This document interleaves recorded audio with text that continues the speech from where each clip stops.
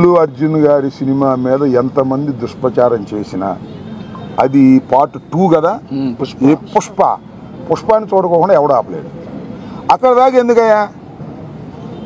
నందమూరి తారక రామారావు గారి కుటుంబం జూనియర్ ఎన్టీఆర్ సినిమాను చూడకుండా బహిష్కరించాలని ప్రయత్నం చేశారా?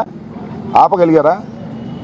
అట్లాగే ఇప్పుడు ఆయన పేరు అల్లు అర్జున్ గారి సినిమాని ఆపాలని ప్రయత్నం చేస్తే ప్రజలు చూడరు. బాగున్న సినిమా ఏదైనా చూస్తారు. అరే రాజ్బాబు హీరోగా యాక్ట్ చేసిన సినిమా బ్రహ్మాండంగా చూసామా మేము? సినిమా బాగుంటే, ఎన్టీ రామారావు గారి సినిమాలు బాగోకపోతే ఫ్లాప్ అయినాయండి. ఏం చెప్తాం? సినిమా బాగుంటే ఎవరైనా చూస్తారు.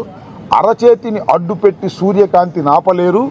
అదేవిధంగా ఇలాంటి ఎదవపోకళ్ళు పోయి సినిమాని ఆపలేరు అని మరొకసారి నిరూపించేటటువంటి కార్యక్రమం వస్తుంది.